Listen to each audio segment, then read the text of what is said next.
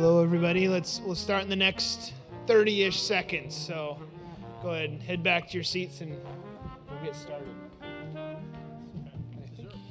Yeah, I think this should. Yeah, this one works. That's the pointer, and then the laser works too. So you can yeah, you go ahead and try it. Yeah, I don't know if I need to announce you, or you could just. Should I just get rolling? Sure. Yeah. Let's just. And it's one of those things like you might need to start. Yeah.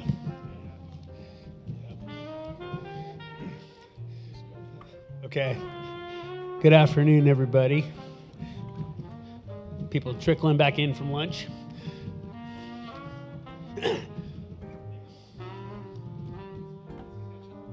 Okay.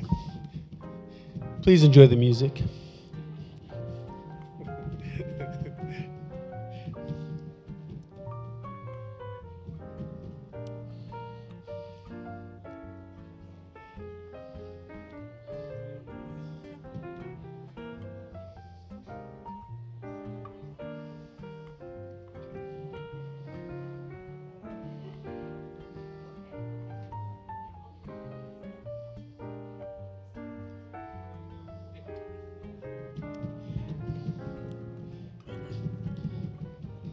All right, I think everybody can hear me.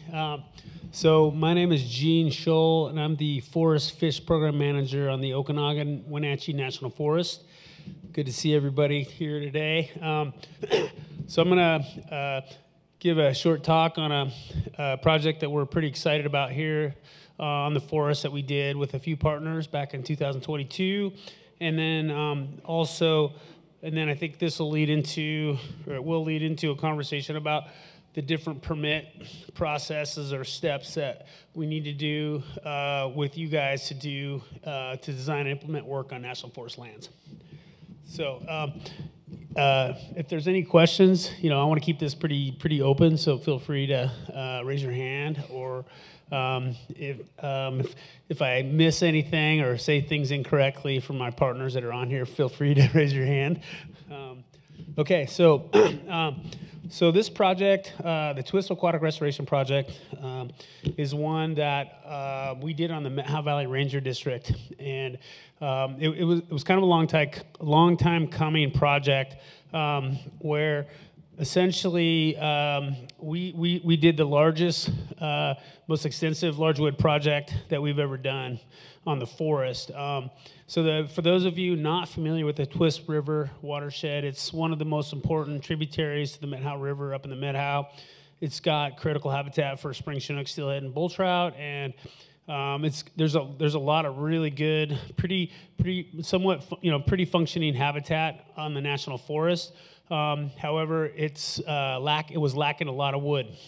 And so we set out to work with some of our key partners to basically increase the wood loading in there to really boost up spawning rearing habitat.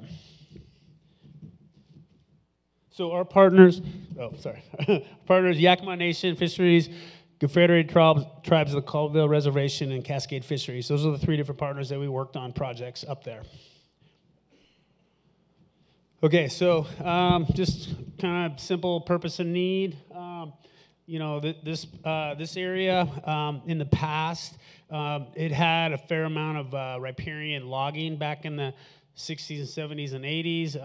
There was also evidence of wood removal following the 1948 flood. So it's a kind of common history that we've seen around, in the Upper Columbia area here. And but we also, had we had pretty decent water temperature conditions, good water quality, and there was a fair amount of floodplain habitat that was just slightly disconnected, or areas where we still maintained some good connectivity, but we really lacked a lot of complexity as far as the amount of wood and also pool habitat. So, so when we started working on this project with our partners, initially, this was back when our forest was working on doing these large, big gulp kind of, watershed, valley bottom to top of the watershed restoration projects, where we would include a large component of aquatic restoration projects along with vegetation management and fuels reduction. And so when we first started in this project, it was originally called the Twisp Restoration Project, which included, fish, veg, fuel projects, road changes, and a few other activities. And this was back in like 2017. And then once, and then like in 2018, we had the Crescent Mountain fire hit, and that changed quite a bit up in that area. But we still kind of maintained most of our proposed action in there, and we continued to incorporate aquatic restoration with terrestrial type treatments. And we were planning along, working with our partners, and then in 2021, the Cedar Creek fire hit, and that really changed our whole, proposed action. Basically, the Forest Service ended up taking out a bunch of the project area in the upper Twisp, which included all this large wood type stuff up there. And so a combination of that and another challenge was that, when we lump other fish projects in with our larger terrestrial landscape projects, those oftentimes are controversial and they can take a long time. And like when we have a project we want to get done, we have funding, we have a timeline, we can't always wait for to go through all the NEPA process, and sometimes there's objections, things like that we have to go through. So the combination of the fires and the project taking too long in its original, NEPA path. So we ended up pulling out these aquatic restoration projects out of that bigger NEPA to do standalone NEPA, and then we did that really quickly, got it done, and then we went to work.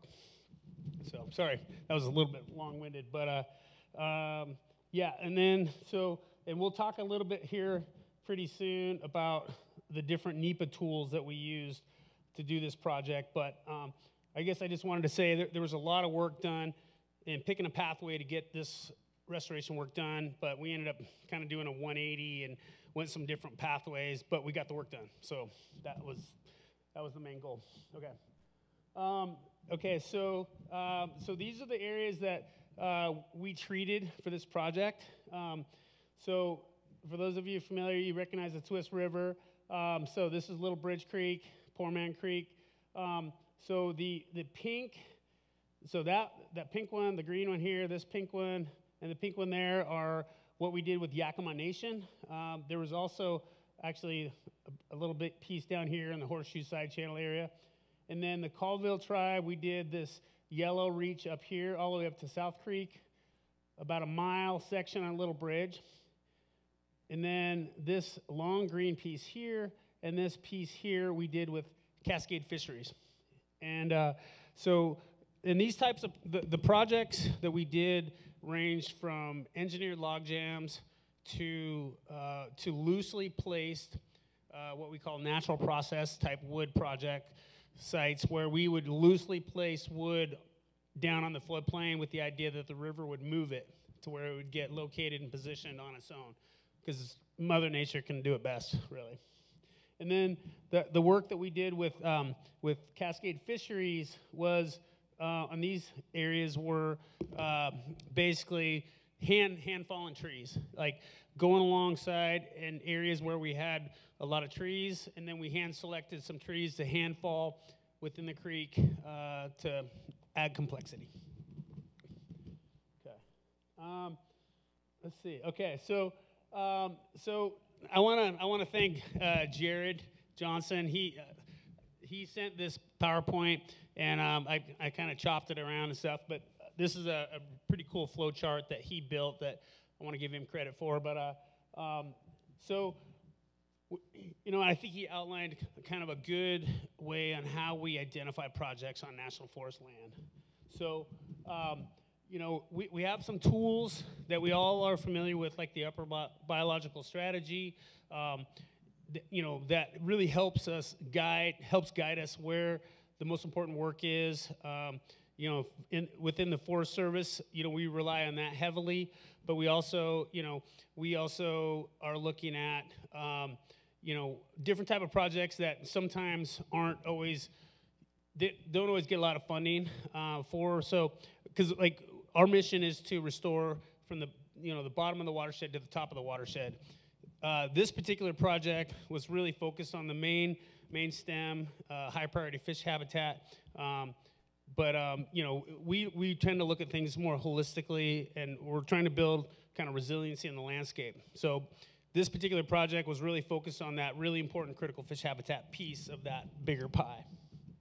So looking at this, this kind of outlines like, so this is an area so if we're in an area where there's resources at risk downstream, like what we had on the Twisp project right above private, we have areas where we can't afford for wood to really move down and impact private land like we would in a natural system. So at that bottom end of our reach, let's see, I'll go back a little bit. So like if you're looking so basically private land starts right about there. So when we were looking at this reach in here, we can't afford for wood to move down here because people are living way too close to the river, and we don't want to cause any damage. So in this area down here, even a little bit in here, we built these fixed structures because we wanted some insurance that they weren't going to move. But if you look at areas upstream where we don't have resources at risk, this is where we can do more loose wood placement, which is exactly, which is exactly what we did up here with the Colville tribe. Because we had a long distance of where wood could move and deposit over time, and then we had these fixed structures down at the bottom that acted as catcher's mitts. And so when we're looking at what type of treatment fits with the landscape, we look at what resources are at risk, and then are we far enough away to where we can allow things to function more naturally. Okay. Social concerns. As a public agency, we represent the public. So we represent the boating community, the people that go out in their RVs and camp right along the river, people that swim in the river. So when we design projects, we really have to think about what are the social concerns, what are some public safety issues that might happen if you build a complex river section. So boater safety is a big, important thing for us. So we have certain areas where we work that are common for people to boat. So we just did a project this past summer with Shoreline County on the Upper Wenatchee area that gets. I'm not that familiar with it, but I know that it gets some boater use in there. And so we need to think about that when we're designing projects. For example, in some areas, we will build and design projects. If there's a lot of boaters, like what I call rubber ducky boaters, people in inner tubes, we'll design projects that actually shed boaters that aren't going to suck them in underneath as much as possible. Or another thing that we'll do is if it's a popular area, we'll design the structures so that you have a good line of sight when you're going down the river, so that you have an opportunity to move around structures safely. Our partners have done recreation assessments. Yakima Nation did a pretty thorough assessment on boater use on the Chewuk River, where they talked to guides, users, to try to get an idea on the type of clientele that are boating in the river section. So this is one of the things that we have to go through when we do our design of a project, and we go through our part of our NEPA permitting process. Okay, so pretty much we pretty much are always working in this kind of realm. I don't know that we've had any projects where we just straight up couldn't do anything because of social concerns or anything like that. So usually we can mitigate or work around things. Okay. As far as, another big thing that we have to think about when we're designing projects is, how many eggshells are we going to break to build a project? One of the things that commonly comes up for us when we're working on a river section is how do we get the wood from point A to point B? And if point B is on the other side of a river, and we got 306 of wood, are we going to drive an excavator back and forth, 200 times across a section of river? No, we don't like to do that. So one of the things that we did this summer with Shoreline County, that these guys were able to develop a temporary bridge, and they built a bridge over the Wenatchee River so that they could walk a piece of equipment over, back a few times, to minimize the disturbance in the channel, minimize impact to fish moving upriver. Another thing they did was they flew in a whole bunch of wood.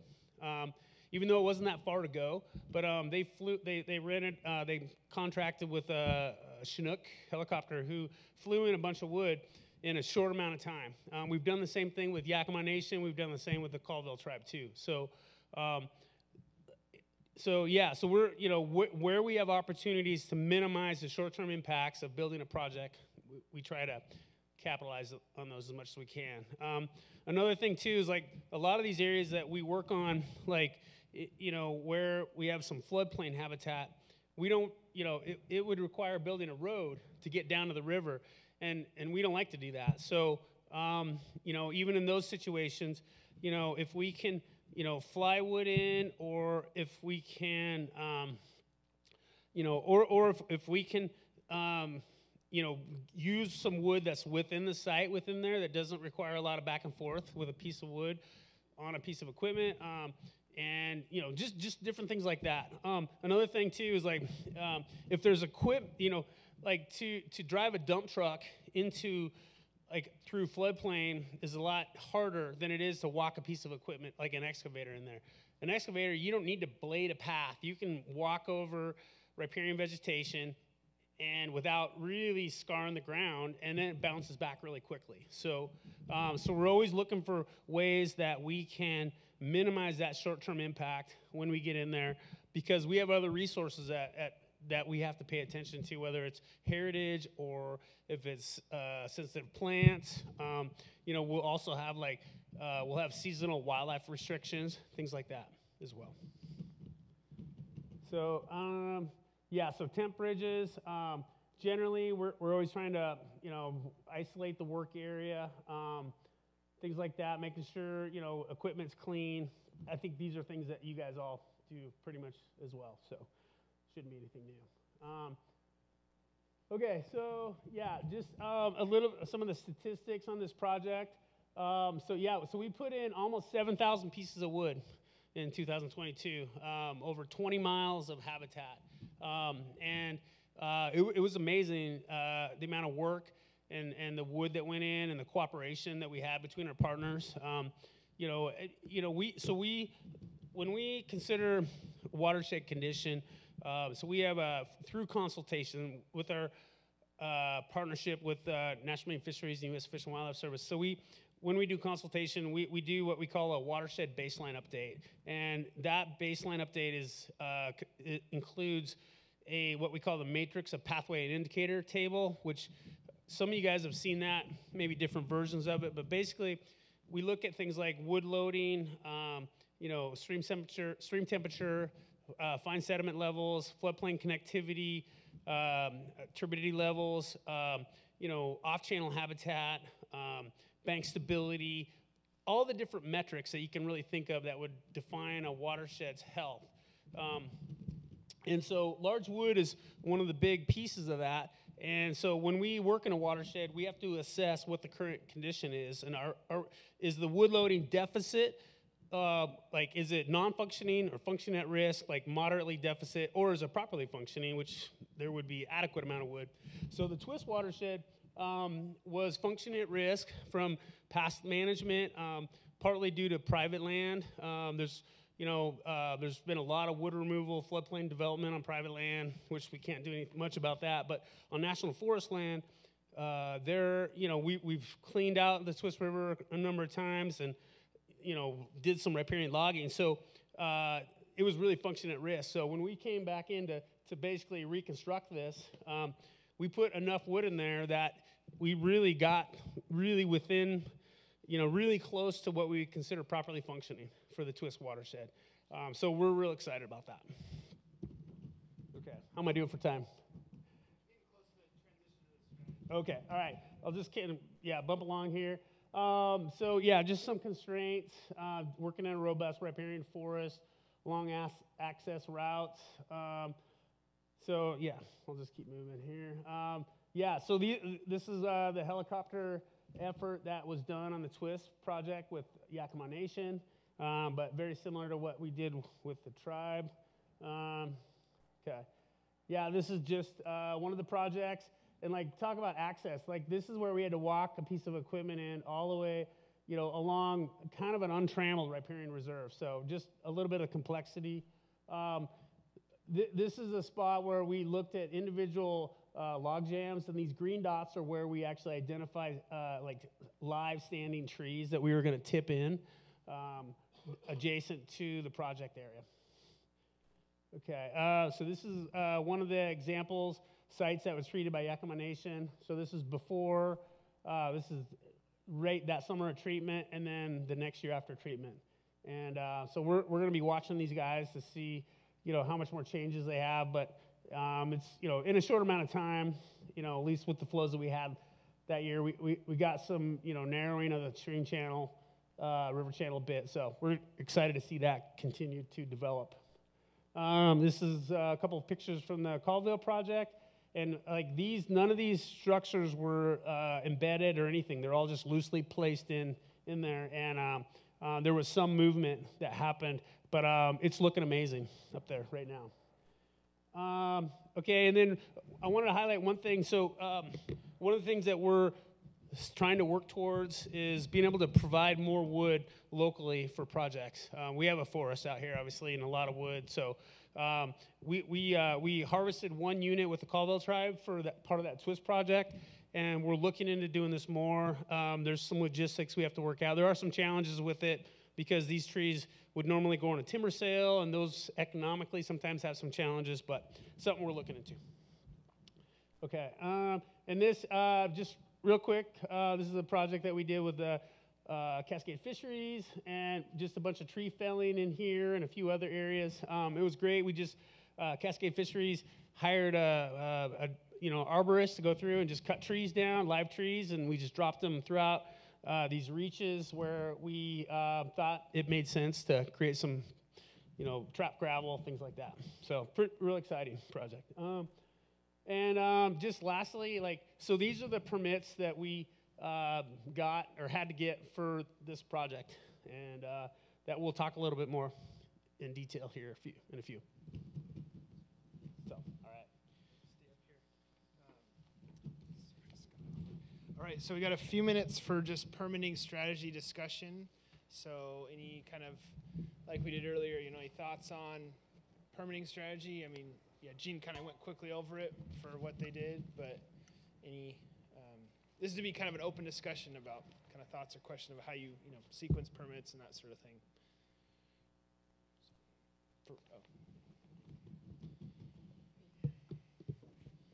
Hey, Gene, thanks a lot. Do you have any recommendations on how to permit and do NEPA for your upland restoration thinning projects to use the wood in the stream?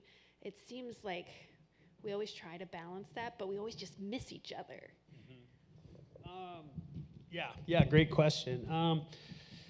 So what we did in this one case was that, during that upland project, NEPA planning process, so we identified the unit, and we actually talked about it early on as calling it the fish stick unit. And so the intent was to treat that unit, with a prescription that would match what our veg people would want and our riparian folks as far as the type of vegetation community and the tree density and the canopy layers. So we had that prescription, and then we just basically analyzed for those trees to be cut and taken out and stacked for a fish project. But so we're starting to look to try to do that at a much broader scale. And because like, you know, our partners, that, you know, they have to bring wood a long ways. So it's a challenge. You know, some of the challenges that we have to deal with are that, you know, our forests, we're located a long ways away from a mill, you know. So basically people have to drive to like Colville or Darrington or something on the west side of the Cascades. So, you know, our timber sales a lot of times are not very economical. So, you know, if it's not just super easy to take a couple units out and then just give them to a partner to treat. So we have to, those are kind of things we have to figure out, how to maintain viable timber sales, but take some of the units out and use them for fish logs. Another thing that we have to figure out is like, you know, when we treat a unit, like if we just need a bunch of fish logs, you might not need all the small diameter stuff in there, but it doesn't work to just go in and treat half the unit kind of thing. So there's some nuances like that we have to work out, but it's definitely something that that we've been talking with both the tribes about, that we want to pursue more. And I mean, we have the know-how. We just have to figure out how to, you know, timing wise too. Like when we do a big project, like you know, maybe you've heard of the Upper Wenatchee Pilot Project. That timber sale, or that project has like 3 different timber sales in it. So, and each area happens for like 3 years. And so if there's an area where you want to treat some units, like the timing has to be right to treat it, and then to be in line with when we actually want to put the wood into the river or stream as well. So there's just some nuances that we have to work out, but there's a strong interest in the forest to make this happen.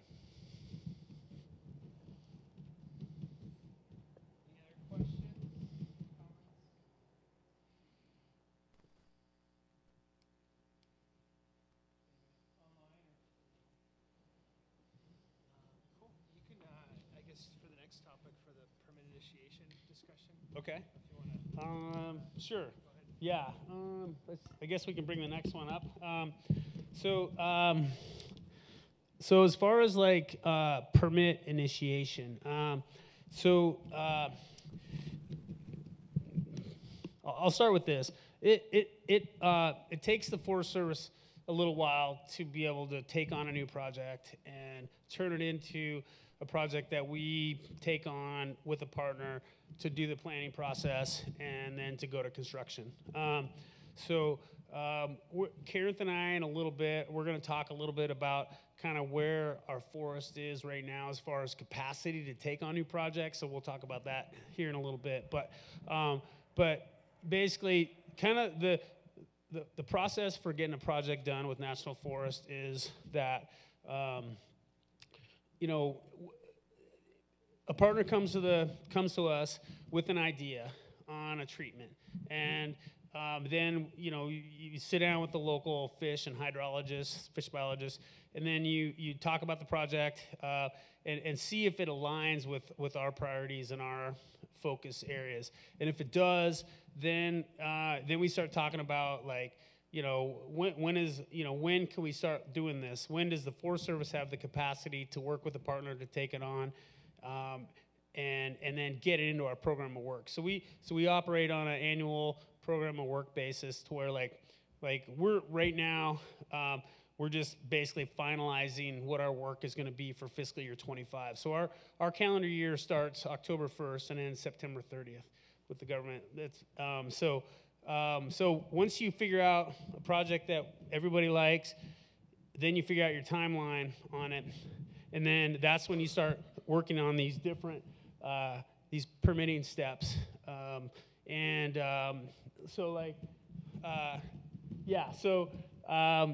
NEPA is for us. NEPA is the biggest hurdle when we do a project, because when we do NEPA, is everybody familiar with what NEPA means? Pretty much? Yeah, okay. So the challenge with NEPA for us is that it requires other ID team specialists. It requires somebody from heritage, wildlife, maybe engineering, botany, soils. And so, you know, when we need all these people to work on a project, it eats up bandwidth. And so we, you know, so for us, the agency to figure out when we can take on a project, we need to know how much time it's going to take and who's it's going to take, and then how does that fit with our broader priorities on our forest. So, but once we get all that approved and we're good to go and it's on the program of work, then we start talking about the different permits and like the different design phases and stuff like that, which you heard some stuff earlier today. But so speaking about our different permits, these are all the different permits that we have to get to do work on National Forest land. And so you've heard a bit about the HPA. So the forests, we have a great, more streamlined process working with WDF&W as an alternative to getting an HPA, and that's an MOU. And that's our forest regional office has worked that out with the entire state of Washington. So, and then, yeah, so I'm going to go in, I'm going to talk about NEPA and the ESA a little bit more. The RGP8, Section 7 is another piece that I have other folks that are going to talk about that one. But anyways, okay, so this MOU, so basically it's I think about it like it's like a programmatic in the sense that it's got some sideboards, design criteria that if you meet those different criteria, which generally are your basic best management practices, conservation measures, if it meets all those criteria, and like the Forest Service is the major proponent of the project, then we're able to use this MOU process. It really saves a lot of time. What it basically requires to do is we'll sit down with our partner to meet with WDF&W. We will go over the project in detail. We will demonstrate how all the design criteria will meet the criteria that are within the MOU, and then we go through any additional engineering review if we need it, and then once we're all good and we're good to go, then once we get approval for it, then it's just a check of a box to submit that project with WDF&W. The one caveat that has been a little bit of a challenge, not a challenge, but has limited our use of it, is this piece right here, as far as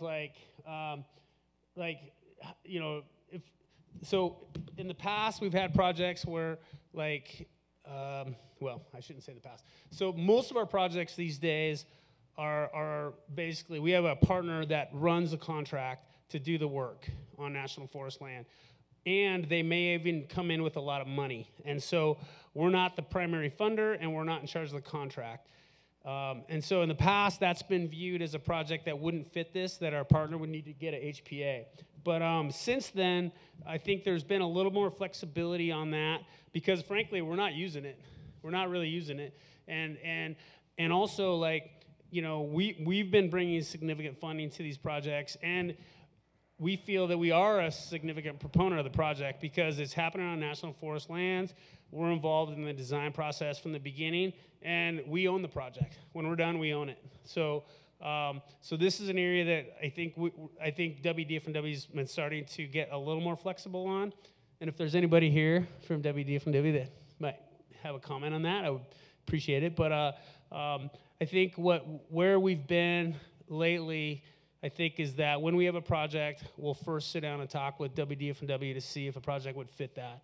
But in the past, we weren't really even looking at this, just because of this rule, this criteria. But I think there's a recognition that this is a really streamlined process that we could use a little more than we have. So I'll say that. Okay. All right, NEPA. Yeah, so this is the biggest piece for the Forest Service to get done, and often our most difficult piece to get done. But we have some streamlined permitting, NEPA permits, as you guys like to think of them. For us, we don't think of a NEPA as a permit. It's just part of our process. But so we have CEs, categorical exclusions, for a project that are really streamlined. We do have some simpler environmental assessments. Those actually can take a little while, but we do have some simpler EAs that we can use. Or recently, it's been a couple years now, but now we have this really great Region 6 Restoration EA that our Portland office did that basically creates a checklist that all we have to do is make sure the project meets the design criteria, and we check all the boxes, and then we can really quickly get the NEPA piece done through this process.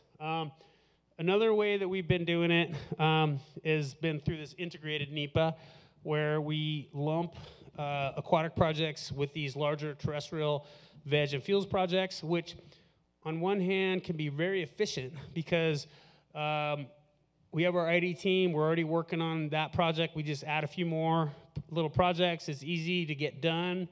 You know, it's basically you can just get it covered without actually having a standalone project. From an agency standpoint, we really like this strategy. However, the challenge, though, is that, you know, veg projects often are controversial.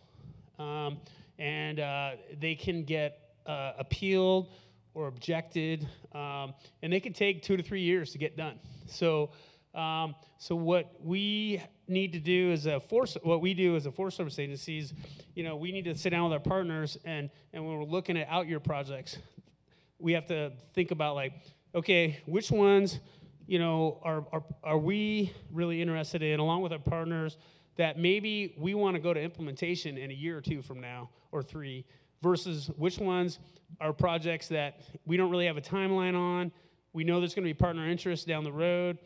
You know, those kind of projects we can easily lump into this larger integrated NEPA, but if there's projects that are maybe more time sensitive because of funding, things like that, then we need to think about one of these more streamlined ways to get that done.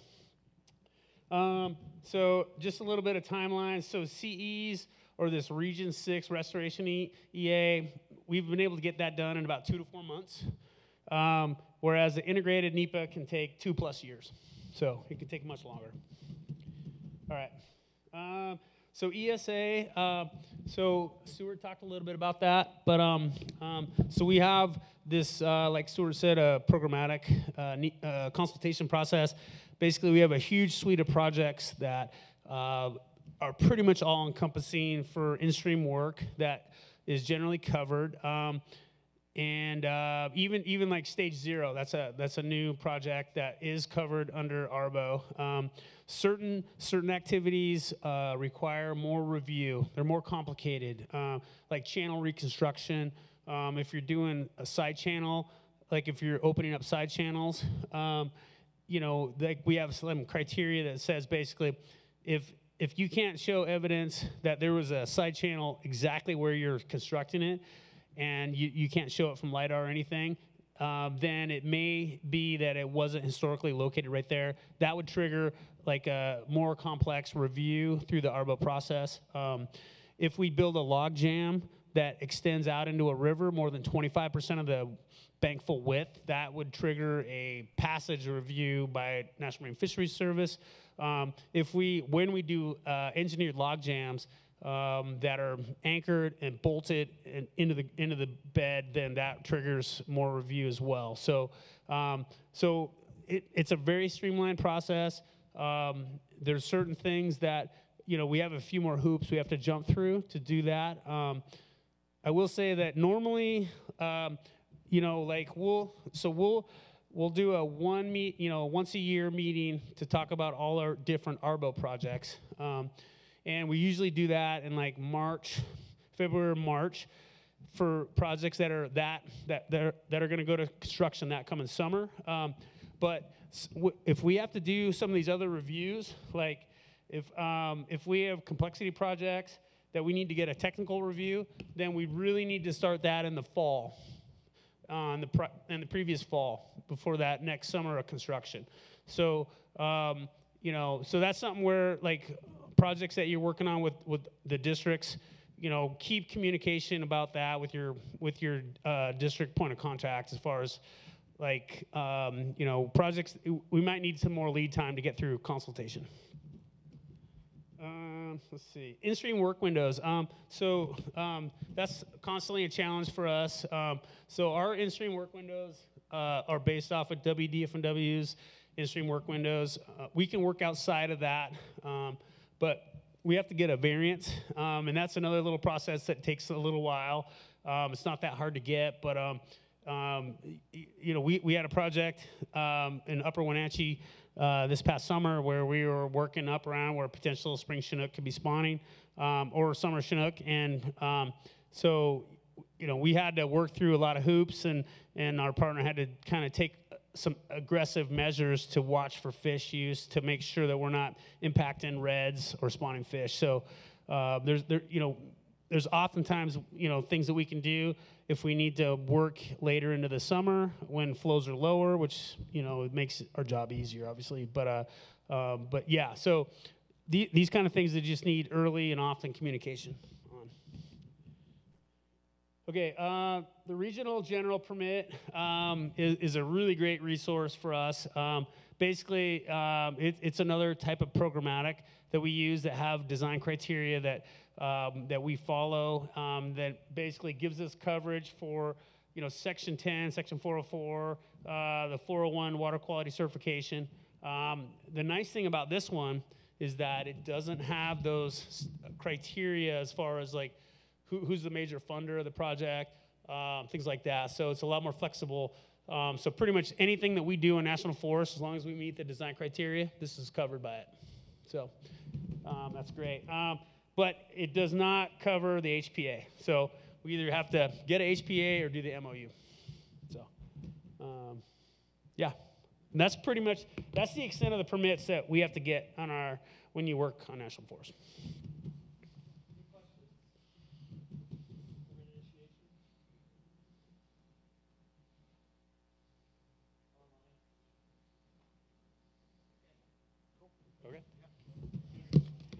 Okay.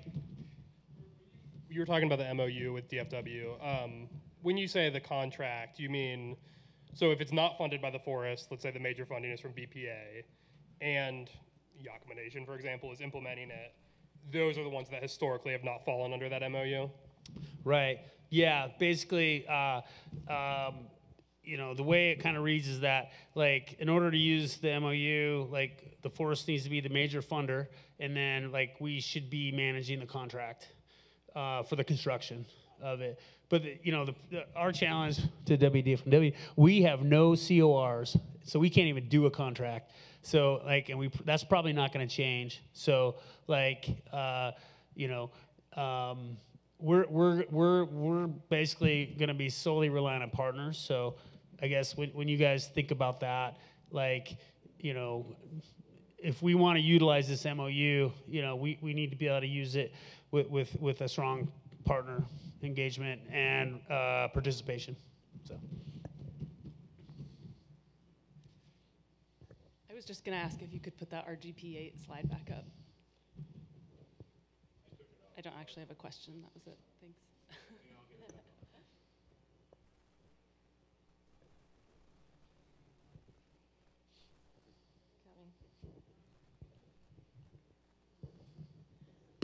If you have a Forest Service project that's adjacent to private land and part of the project is on the private land, do your permits cover the private land then as well? Yeah, that's a great question. So we have done that before. It's not crystal clear, you know, on that, but we've done it before. And we would look to do it again. I guess, you know, we'd probably want to confirm that with Army Corps, but, you know, we've done it before.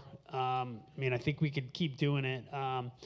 You know, one of the things, you know, that I guess part of that challenge is like, you know, like, does our NEPA cover what happened on private land as well too? Like, that's another nuance. Like, what's our nexus, I guess. But I would say if you have a scenario like that, you know, let's talk about it, because we've done it in the past, but we had to do a couple things to make it happen.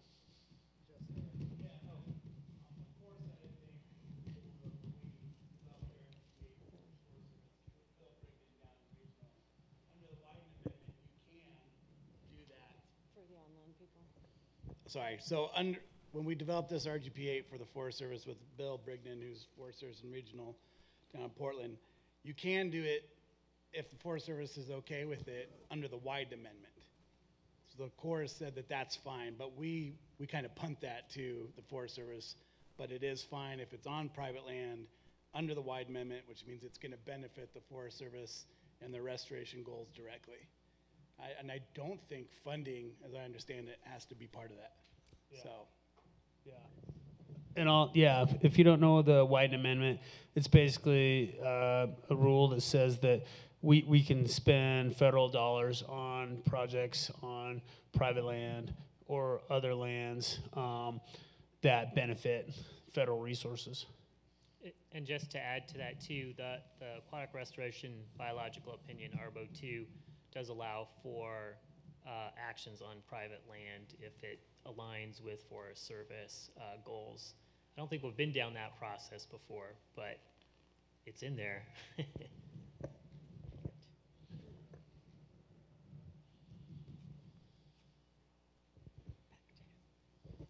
What about the opposite, Gene?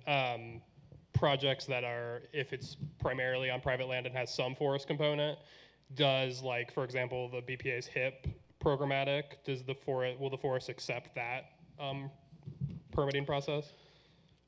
Yes, we've used the HIP before, essentially yes. If it works, for the services, it works for us. How would, if you were doing it primarily on private, which wouldn't require NEPA, would then you need to do a NEPA component if some of it is on forest? Well, I mean, technically, we wouldn't be authorizing the piece off national forest, but the Chihuahua Outlet project, we covered the little sliver of work that happened on national forest, and then we covered that piece under ARBO, and so, but yeah, I guess I don't. Am I answering your question? I guess maybe I didn't quite. Or say it again. Or, so yeah, I guess I don't remember exactly how the permitting happened on the Chihuahua Outlet, but so it sounds like they did a separate permitting process for that little piece because it was on forest. You would not just automatically accept or you couldn't just use another programmatic to cover the forest without going through the forest process. Is that? Yeah. I mean, if you're talking just consultation, are you talking just ESA consultation? Yeah, probably. I mean, yeah. So, yeah, my understanding is that the bulk of the stuff that happened for the outlet project was not, it didn't happen under ARBO, so it happened under the HIP, I assume. And then, we because we basically consulted on that along with Area G and B and C, we just covered it all together. But let's say if we didn't do G, B, and C, we probably would have said, if you guys can cover that little sliver on us under the HIP, then we're good, kind of thing. So.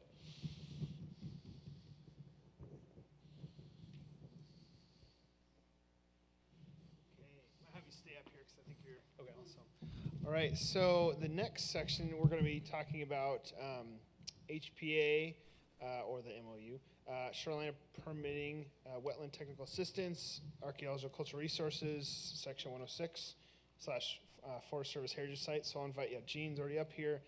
Eliana, if you want to come up. Ryan and Mark, as well as Amanda and Karina. Thank you. I was drawing a blank. And while the folks are coming up, just a couple little plugs. Permitting workshop feedback. And I didn't mention this, but there's sections to give feedback back to the permitter specifically, kind of on the permitting process. And that's both that we could share with them, but also for our board, if there's kind of a consistent theme, it's something our board could potentially advocate for at maybe the state level, let's say.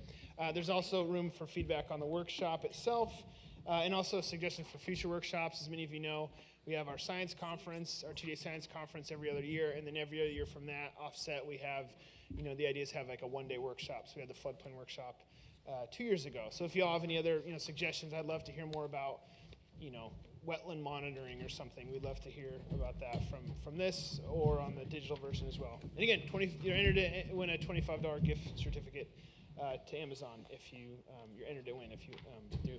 I also was going to mention at the end of lunch, social hour, as you can see in the agenda if you skip ahead, is going to be at Hellbent Brewing. The first 20-ish beers will be free, so shout out to Four Peaks Environmental for providing funds for that. So, 20-ish. no, you don't get to drink them all, McLean, if that's your question. I can't hear you, sorry. Anyway, so yeah, shout out to Four Peaks for that, and shout out for Gabby for coordinating all that too as well. She did a lot of work on there. So, with that, let's I don't know, Gene, if you wanted to start off, and I guess you kind of talked a bit about these, but you can, yeah, I don't know if you want to say anything there, or yeah, to kick us off. Let's see. Yeah, I guess I think for us the permitting process, we have some pretty streamlined tools to do it, and our for us, once we get through to the point where we have a project, we're all on board, it's in our program of work. Then I think it's pretty easy to get through the permits. I will say, the forest, we have a lot of capacity issues right now, and looking into the future. And so, the more that you guys can do on the permits, the easier it is for us to get them done sometimes. And so, yeah. So I think for a recipe for success is how can we develop a project where the Forest Service has the least amount of touch points as possible. And when I say the least amount, really it's just the design phase, and then making sure we're covering all of our surveys and making sure we understand what's going on the ground and stuff. But the more that our partners can take on some of the permit steps and some of that legwork, the more success we'll have.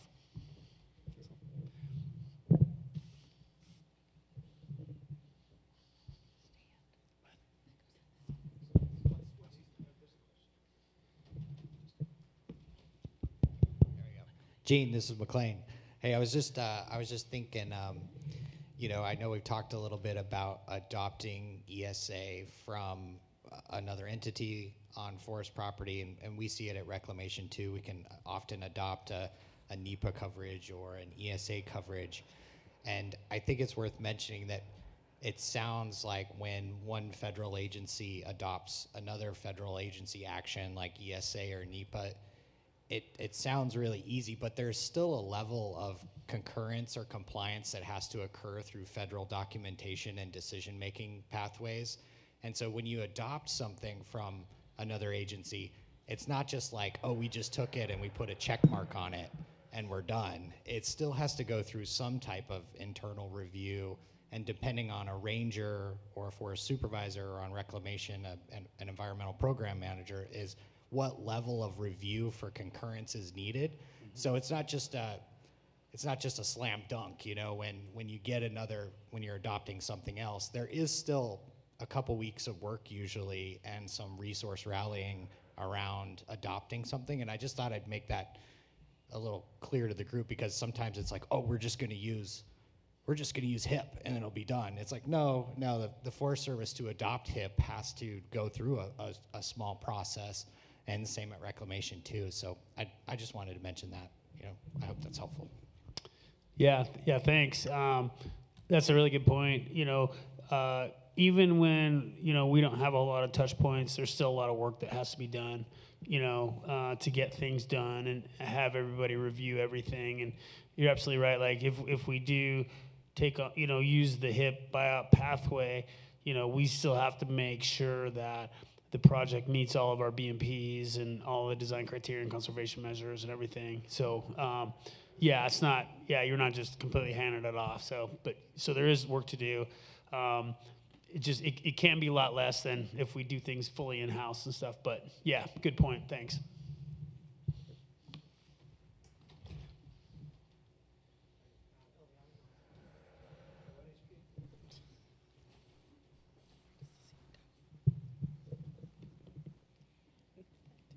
Long time no talk, everyone. So I'm Eliana Rosenthal, or Ellie, habitat biologist for WDFW. So for this project, they submitted an HPA standard application, and they had a SEPA determination, and then project plans, and yet again, I'm gonna highlight this ordinary high water line. It will be marked incomplete. We actually, one of the bios here had an email today of a project sponsor wondering why theirs was marked incomplete. We really care about that ordinary high water line just being marked somewhere on the project plans. Reviewing hydraulic code, if you're doing construction in or near water that impacts the better flow of waters of the state, you need an HPA free permit through WDFW. Once your application is complete, we have 45 days to issue it. So yes, like the HPAs are great because they minimize impacts to fish life and fish habitat, but also it's really great for the applicant or the landowner. Here's a great, circumstance right here where you have a nice undersized bridge. We really try to provide technical assistance and guidance that the project is done in a way to avoid and minimize impacts, but also in a way that it's done right the first time so that the project is not having to be redone. So yet again, just talking about HPAs, there's the standard, the emergency expedited pamphlet. This one did a standard HPA. Why do we need an HPA? If you're doing work in or near the water that impacts the better flow. And because I love memes, ask all my previous, when I was in grad school and I taught, we always had the office memes. So who you're gonna call? Your local WDFW area habitat biologist. I feel like across the agencies, everyone's saying reach out early and often. Please reach out, even if you don't have plans. You're just like, we're thinking of a project out here, reach out. Sometimes we have some good ideas that we bring to the table. And just, it makes everyone's life easier. So yet again, what is needed? So you need the JARPA or the HPA application, the SEPA determination, project plans with ordinary high water line. So previously we were talking about the HRPP and how it is SEPA exempt. This was a standard HPA, so we do need some type of SEPA determination. So that is required. But if they would have done a streamlined, it would have been exempt. SEPA determination is by the lead agency, usually the city or county. We'll get a DNS, MDNS, or EIS, and then we can process it. If it's categorically exempt, then if you need to write in the RCW that it refers to of why it's exempt. And then if it does not require SEPA, the applicant you can upload a documentation saying why you don't need SEPA. Occasionally, very rarely, but if DFW is the only permit that's required, the HPA, then we are the lead agency for SEPA. But typically, other permits are needed, and usually we defer to the county. So this is just something I like to show what is an HPA, because we're talking about all these different permits. All permits look differently. So an HPA, this is actually the HPA from this project. So it will have a list of provisions, which is saying like, this is how you can do it, this is when you can do it, this is what you cannot do. And it has a list of, every aspect of if you're doing wood, you cannot drag it. If you're operating equipment, this is where you can have it above the ordinary high water mark, or you can have it in the water, or you need to use biodegradable lubricant. And this is something that the habitat biologists, so myself and others, would create these provisions. And I have a lot of sponsors that are like worried about what we might require or how stringent we might be. And so you can always request that we give you a copy of the provisions before it's finalized. This way we can make sure that we're both on the same side and ensure that we don't have to do modifications post permit issuance. Also, I'm actually going to speak to that really fast. If you're in construction and your project is needing a change, because weirdly enough, things happen, things change, you might need to use different equipment, you might hit a hiccup. If it's not in your HPA, then you're going to need a modification. Otherwise, if I come out on site and you're like, oh, we're working in the dry, and all of a sudden you're working in the wet, that is out of compliance, and that can be a huge issue. And it's so easily avoidable. If you just reach out, we can just do a modification and get you on the way. So, way to go on the tech people over here, because I literally threw these slides in like 5 minutes ago. I was not going to talk about the MOU, just because it's pretty specialized. So thanks you guys for being amazing. So the current MOU is effective for 5 years, and it expires October 1st, 2027. There are only certain projects that are covered, and they have to be under the direct control of the Forest Service. And then projects not covered, if it's by other entities and where the Forest Service is not the primary responsible for implementation, then it is not covered by the MOU, and you would require some type of HPA, and then you can either do standard, FHEP, HRPP, depending on the project. And that is it. I will later get more into depth on FHEP, HRPP, and all that stuff, but just try to keep it to this project. Any questions or? Sweet.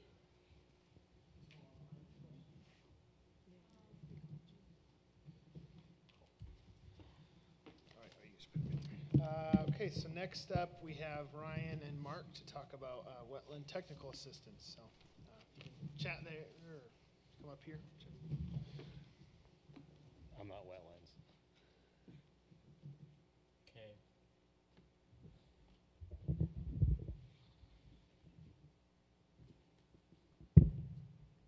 Okay, I'm wetlands. Related to, this, a project that's going through RGP 8, Ecology would have very limited involvement since it's all done on through that RG regional general permit process, so we wouldn't necessarily issue a 401. But since I'm here to talk about wetlands, I'll just leave sort of one set of nuggets that we like to see when someone says, "Hey, review my wetland stuff for me," and a lot of you know this, and maybe some of you are new and haven't done this yet. But what we're looking for on every project where we're revealing a wetland call, whether it's a restoration project or any project that impacts wetlands, we want to see a delineation. We want to see that it was done according to the Army Corps manual and the appropriate regional supplement, which is mostly the arid west where I work, but often it can be the mountains, valleys, and coast supplement too. But we want to see that that's been done according to that procedure. And we want to see a mitigation strategy for every project. That'd be followed an avoidance, minimization, and then mitigation strategy with it. And that's just as important for a restoration project as it is for any other project. And I think really importantly, more and more what I'm looking for with a restoration project is, do you have a monitoring strategy? And I think one of the challenges that the restoration groups have with the monitoring strategy is that you're grant funded and your grants are time limited, and you're trying to figure out, do I put my dollars into the actual restoration work in stream and moving wood and moving material to where we want it to be, or do you within the time frame that your grant allows, or do you put that money into a monitoring strategy that Ryan at Ecology is asking you to do? But I mean, ideally, we're looking for ways to help you all out to get through the permitting process, and we're sort of looking at restoration projects like, are they working? Are the mitigation, like, are we still meeting a no net loss of wetlands in the state? It's kind of an important question that's been mulled around. Are we, are we losing wetlands to restoration projects? Kind of that question comes up from time to time. So that monitoring strategy really helps us answer that question. So, thanks.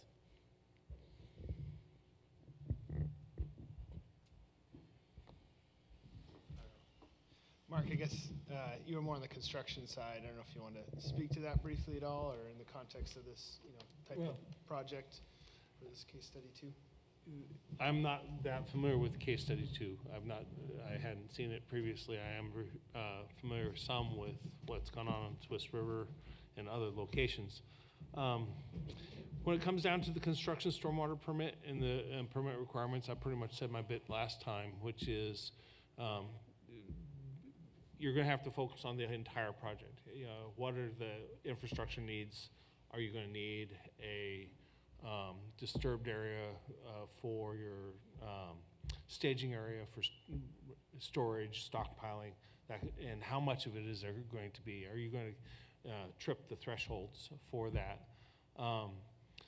Also, working within the Forest Service bounds, if it is not a federally sponsored project, yes, you're going to end up having to talk to the state about those construction storm and waters permit. It's a federally sponsored project, then the EPA will probably be the stormwater permitting authority. So those are just some little things to keep in mind. Also keep in mind that even though ecology is apparently pretty siloed within our organization, we do talk across lines. And so if you've reached out to ecology for assistance and you've not called the right number, we will most certainly be able to help you tie into the right program and the right people to get the assistance that you need. So we try very hard to present the One Ecology unified front. So if you've got somebody's contact number, use it. Call us, talk to us. Thank you. Any questions so far? Okay, let's go to coastal resources and U.S. Forest Heritage Sites. We got Amanda and Karina. I don't know if you want to present from there, up here. However you prefer.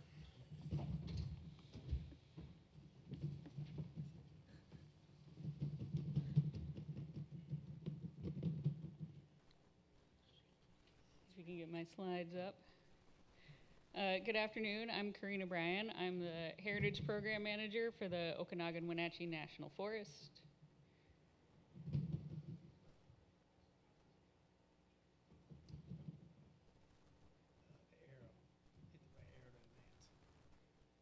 It's not up yet. Oh.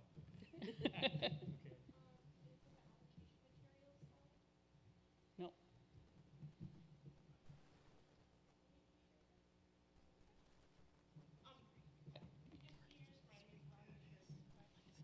Yes, I sent it to Ryan.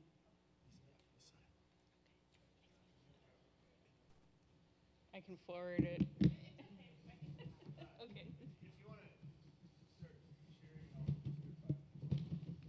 Okay, I was going to speak off my slides. Okay.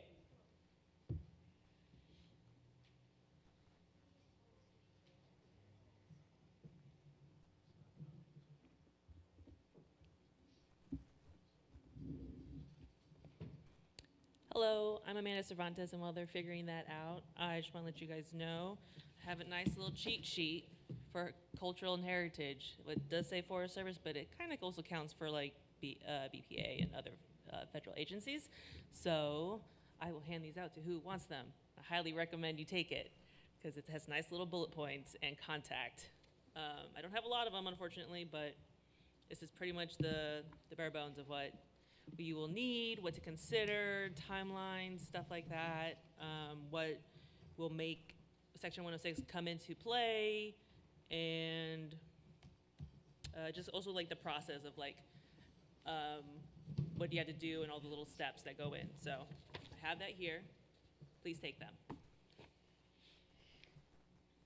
Okay, while they're figuring that out, I do have the slides on here, so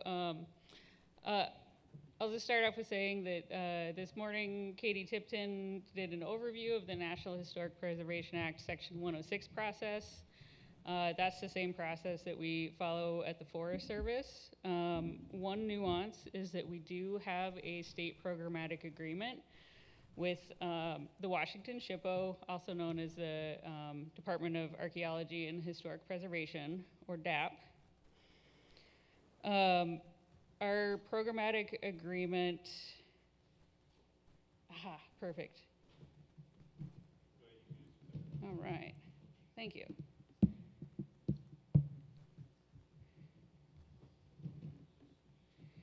Our programmatic agreement requires professional archaeologists to review all federal undertakings, regardless of surface ownership. So there were a lot of really excellent questions earlier about what if a project is partly on Forest Service, partly on private.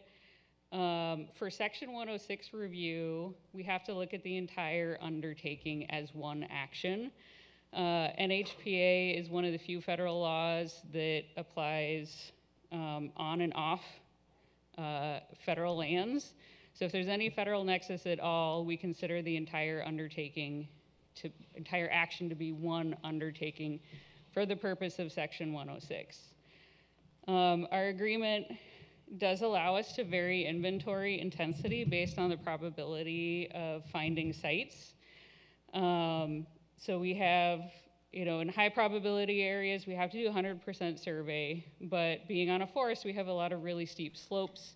So we have areas that are much lower probability and have programmatically agreed to do a lesser inventory effort on those areas. Our PA also has a couple sets of limited review categories.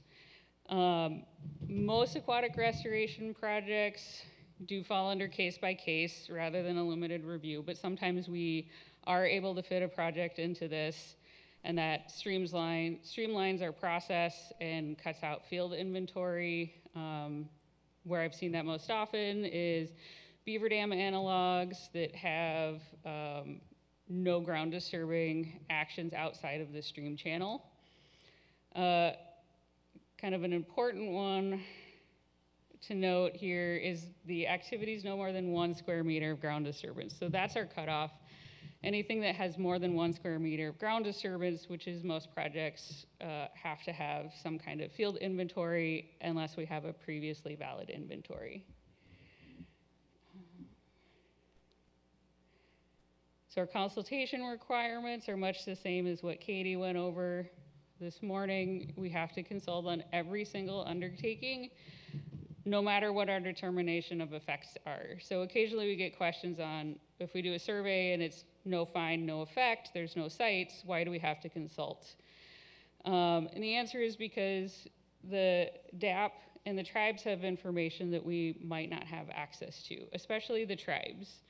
They know of traditional cultural properties and culturally important plant resources that they routinely harvest in certain areas. And so if our project overlaps with any of those, we need to take a closer look at any potential impacts from those to those resources because of the project. So we have 2 consultation periods with the tribes, 30 days to initiate the project where we get initial comments, and then 30 days at the end once we have a cultural inventory and have determined effects. That's after we've worked through avoidance of sites wherever we can, minimize impacts, and then as a last resort, mitigation. If we get to mitigation, we're gonna have to expand into step 4 that Katie talked about, and that's developing a memorandum of agreement and have some kind of mitigation effort. We very rarely have to do that. Usually through project design, we're able to get to no effect or no adverse effect. I will note under our PA, the 30-day consultation initiation with DAP is excluded as long as we use our standard inventory methodology. That initiation is just with tribes. So what do we need to know in order to review your project? We need details, details, details. Kind of building on what Katie already said. What's your timeline? NEPA type you might not know, and that's okay, but your contact at the Forest Service will know what NEPA type we're going under. Target decision date, target implementation date. That lets us know, is there enough time to complete field inventory and consultation? We need very specific location. Cultural resource reviews are very tightly delineated. So talking about the area potential effects, as we talked a little bit about this morning, you can go bigger. And then if the project design shrinks and it fits within that, that's perfect. We can send out the inventory report and say, this part of the survey has no project actions after all the impacts are gonna be here, where there's no known sites or they'll be avoided. If you have shape files, that's even better than a map. We need all of your connected actions. When you're planning out a project, think about your access routes. Even if you're not building a road, if you're crossing over it with heavy equipment, we need to know that. Staging areas, where are you helicoptering in your large trees, your large woody debris for staging before placing in the stream, your type of equipment, the duration of the project. As Katie also mentioned, the vertical extent of ground disturbance, that helps us figure out how deep we need to be thinking and testing. Our subsurface testing strategy that goes along with our surface inventory. Access notes too, especially for projects that are on and off Forest Service. If there's any private land or state component, let us know if there's anything special we need to know about access. Definitely coordinate with your archaeologist early and often. We have our contact information coming up. So the Forest Service process, Jean mentioned we work under a program of work. That's going to get tighter and tighter over the coming years as we're short on staff. We have limited capacity. So all of our district rangers and forest leadership team develop the program of work and take the 180 projects we have on the table and narrow it down to the top priorities for what we can actually work on in the coming year. For this coming year, they've selected the top 40 to be ranked. So there's a lot of projects that are gonna have to wait just because we don't have the ability to do NEPA and all of the other requirements. When it does make it on the program of work, one of us archaeologists will do an initial review to see, one, if there's previous inventories that are adequate, so we don't have to do a new one, or if there's known sites within the APE, so we can coordinate with you early in the design process about sites that need to be avoided or minimize impacts to. Then we'll initiate the project with the tribes and figure out the inventory needs. We are very short on archaeologists in the Forest Service, and we won't be able to hire any in the foreseeable future. So we recommend hiring a consultant to do the inventory, and we have lists of professional consulting companies that if you need that. And for inventories on Forest Service land, we have to issue them a survey permit. It's a pretty easy process. It just connects us with your consultant and we'll get them through it. Then once they've completed that survey, they send us the report, which is what we take to make our determination. Work again with the team and the designs to avoid, minimize, mitigate. If there's any other site protection measures like, hey, we didn't find anything, but this is really high potential for sites. So when you do the larger ground disturbance, we need to monitor it. That happens sometimes. So that would be a stipulation that we would put on, and it would be incorporated into the Forest Service's NEPA decision. Allow 12 to 18 months, and that seems like a long period of time. But with our capacity and also with the survey window of the summer and then the time of having to do the consultation in the fall and winter, it can easily take that long. And we have to have Section 106 done to feed into the NEPA document, so the NEPA decision can't be signed until we've completed Section 106. And here's our contact information, and this is the entire cultural resources team for the Forest Service right now for the foreseeable future. I have it on the flyer too. Yeah, and if you've seen the news, we can't hire seasonals next year either, which is normally how we get a lot of field work done. So we're coming up with some creative solutions, but anytime that we can have a partner help us out with the inventories, anytime there's multiple federal agencies involved, we're also going to be talking about who the lead federal agency is. So if BPA or Bureau of Reclamation has more capacity than us to take on that lead role for Section 106, that will help us all with the timeline. And I'm gonna hand it over to Amanda for a few more tips and tricks. Yeah. Okay, so for this, we were talking about the TARP project, and for this is kind of a special case in the sense that for Section 106, it was phased. So part of our PA, it allows us to do phased Section 106. What that means is we can do, so this is a very large project, what Gene was talking about, and there's different components that are implemented at different times.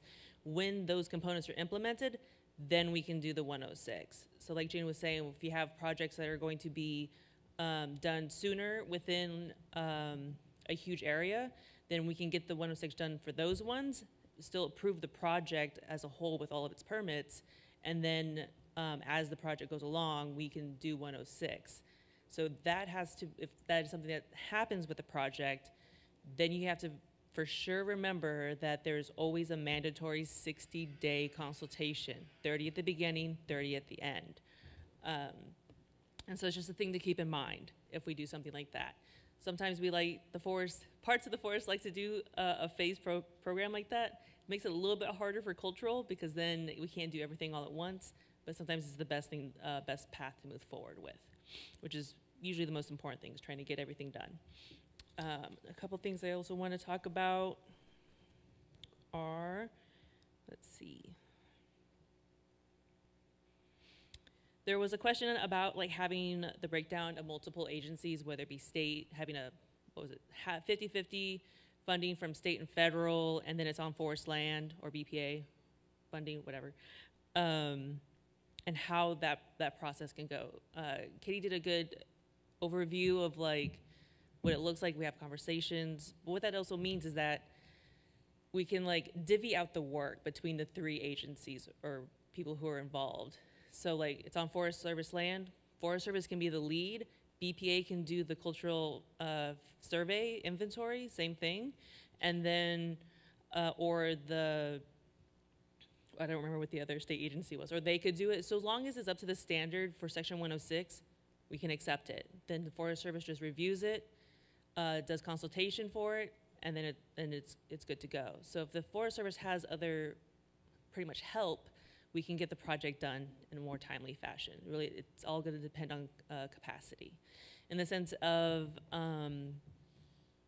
a proponent having to get a cultural consultant done, it's kind of the same thing. They do the report, they do the field work, and we look it over. We have to get them a permit. We do, in some areas they do an ARPA permit.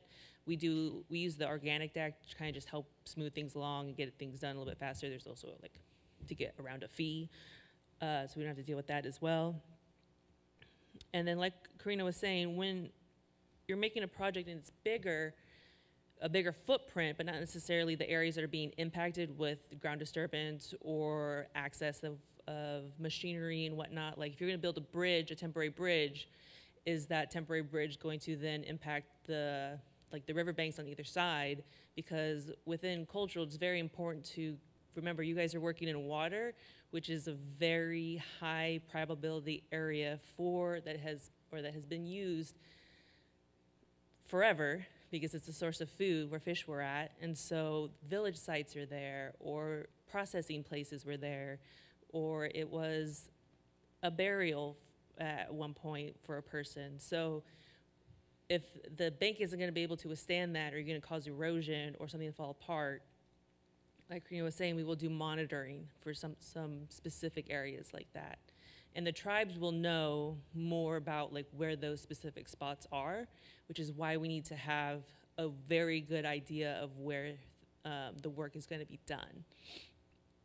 And so if something like that might be happening, we might do monitoring as part of the Section 106 stipulation, or we will do what was brought up earlier as an IDP. It's an inadvertent discovery plan.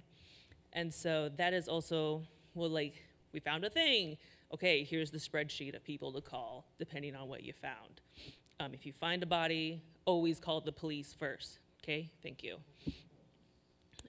Immediately. And then contact us as yes. the landowner right away. Let's see. Oh, yeah. Sorry. I think that's it. And there is like what Katie was saying with historical properties, but we also have cultural like significant, I'm trying to think of the thing, for like, yes, yeah, traditional cultural places. And so that will include like harvesting areas that they are still using today, or cedar trees that they're still peeling to make clothing and basket today. So it's not like these things are in the past, you know, indigenous peoples are still alive today. They're still using this landscape. And so we have to be considerate about where we are doing work and what we might be more or less trampling. So that is another thing we are trying to make sure we protect for them as well, because that is a living cultural resource. That's it. Thanks, everybody. We don't have time for questions in this time period, but we'll have the panel discussion a little bit later. So thank you all for that. All right, Gene, you're staying here, stay on the hot seat. And then I'll invite Stuart Fetty to come up. So we'll be talking about, Jess Jordan as well. Section 404, 401, Clean Water Act, ESA compliance, and a little bit of NEPA as well. So we had RGP8 leading off the discussion with Gene and Jess. So I'll let you two. Is this just a panel or is this presentation? Kind of like we did before. I mean, you can chat a bit about, we could bring up your slides too if you want to kind of touch base on those in context. Can I get a raise of hands of who would like the little cheat sheet, please? So I can give one to you. Okay, great. Just to add something to Amanda and Karina's talks, thanks you guys. Pretty much everywhere we work in aquatics is going to either be moderate or high probability for heritage spots. And the bigger the river, the bigger the probability. So I think that, you know, when you're bringing a new project in or when you're having early communication on projects, I think with our heritage capacity challenges, like it'd be good to just make that a point to focus on that and have communication with our heritage folks early on for that.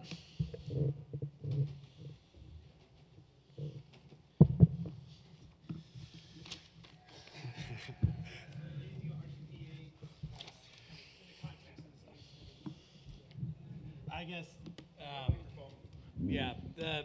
in the context of the case study, this is a prime example of a very streamlined permit process from the Corps' 404 side. We wish that this could happen more broadly within the restoration community, but I mean, it's there's no permit you're applying for. It's already permitted, and then you're off to the races. So it's really, again, is the extreme example of you're ready to go, dinner table set, dinner bell's rung, come on down. I guess if I can speak a little more broadly to the RGP8, I was the author of it at the Corps level. We're able to do it because we have a great partner in the Forest Service who's got, subject matter experts in the cultural resource side that can be leaned on. There's the coordination and already in place biological opinion obtained from the services. So that speeds things up immensely. Just to was maybe anticipating the question of, well, why don't we have this outside of another federal agency? And that's part of it. Again, the framework is already there, which allows us to do that. The RGP8 is 11 restoration activities. It's a interesting one in that the Corps is the one that actually holds the permit. So I had to get the individual water quality cert from Ecology. So it's held with the Corps, and then we let this Forest Service use it for their activities. So the Corps actually has a little bit of skin in the game there. It's got special and general conditions for those 11 restoration activities. At the end of the year, Bill Brigden and myself will sit down with the service and Ecology and look at, we committed to about 10% of compliance on Forest Service RGP8 activities. At the end of the year, there is reporting requirements that each project that was done under RGP8 has to be permitted, has to be reported to the Corps. it is a weird one where, again, we got the water quality cert on behalf of this Forest Service, so that results in not having to go back and forth for every single project. But there is a special condition within RGP 8 that you cannot, if a project is going to impact more than a half acre of wetland, they do have to contact ecology and report and have a discussion on that. But again, prime example of what I wish we could do more broadly.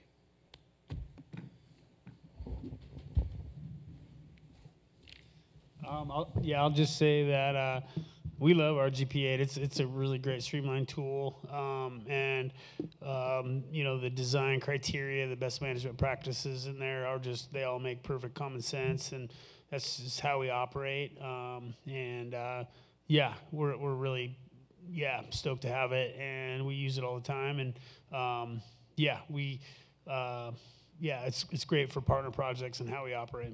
So I would say, like he said, the half acre wetland thing, that's probably the only area that sometimes we get tripped up on and have to work around that. So, but outside of that piece, I would say it's a pretty easy process.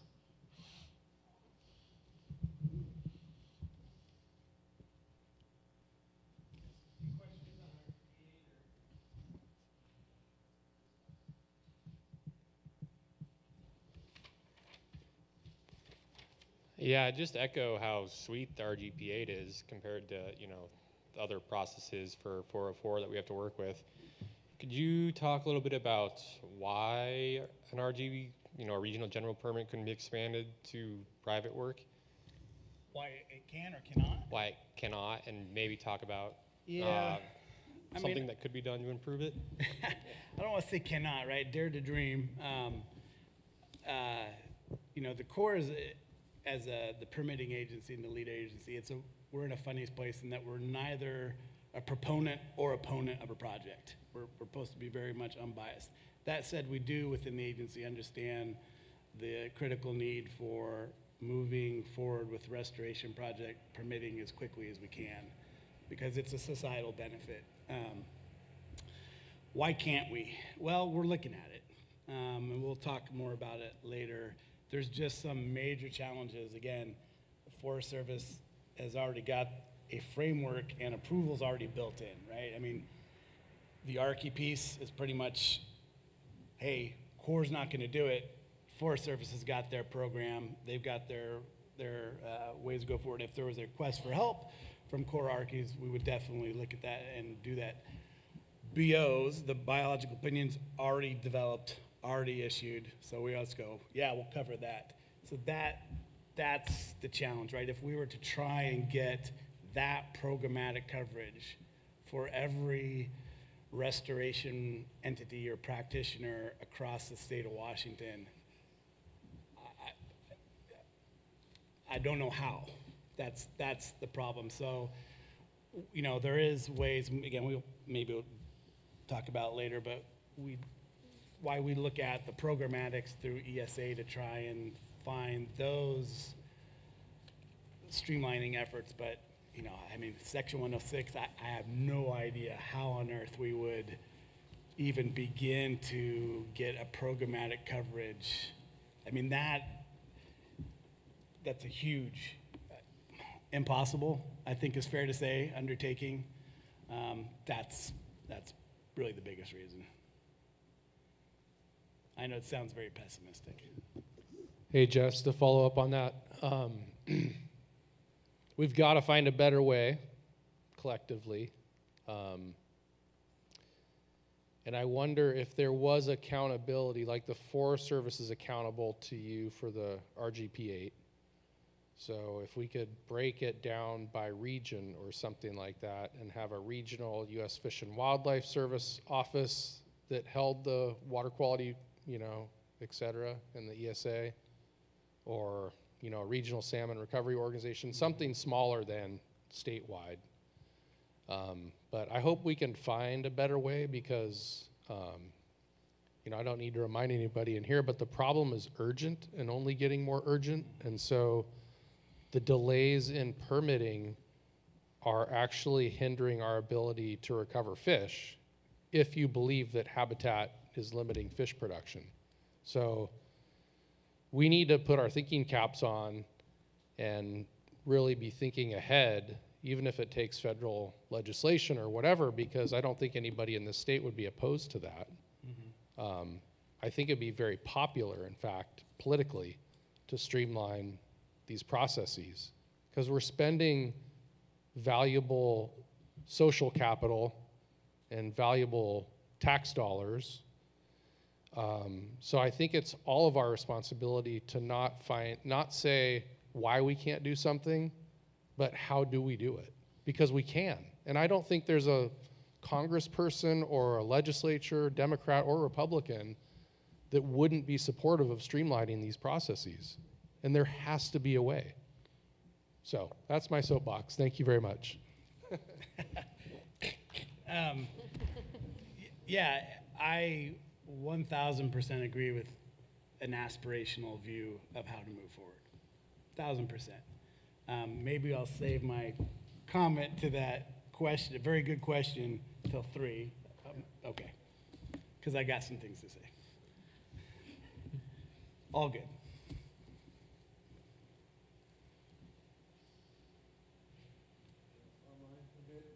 I guess one plug to give some morsel of positivity there is, and again, way out of my wheelhouse or authority, but those who are not, and it looks like it's already occurred between Colville, Yakima, and Cascade Fisheries, it sounds like that, you know, getting the leverage of partnerships together on not Forest Service lands, but with a federal agency like the Forest Service, that is a real positive to this RGP8, where you can get that sort of level of streamlining and leaning on you know, subject matter experts at a federal agency to move it forward. So I guess that's just a plug of, you know, and Gene would agree, it moves things through more quickly, and you know, there's nothing but a positive. Yeah. So this Wyden Amendment, basically rule, is something that we don't use a whole lot, but you know, I've used it in the past, and so I would say if you have a project, you know, where it could work really easily is if you have a project that's right adjacent to forest land, and then maybe there's another component right on Forest Service land. Like, if you have that scenario, look at those holistically and come to us, and you know, because we can spend money on work on private, on adjacent, you know, just it has to benefit our resources, which, you know, you help fish habitat downstream, gets more fish than us. So I would definitely like keep that in the back of your mind to think about for projects.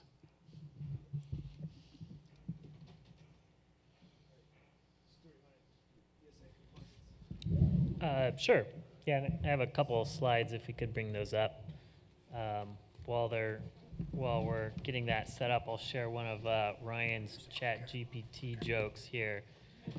I had to make a small edit. So, what's a bull trout's favorite part of the permit process?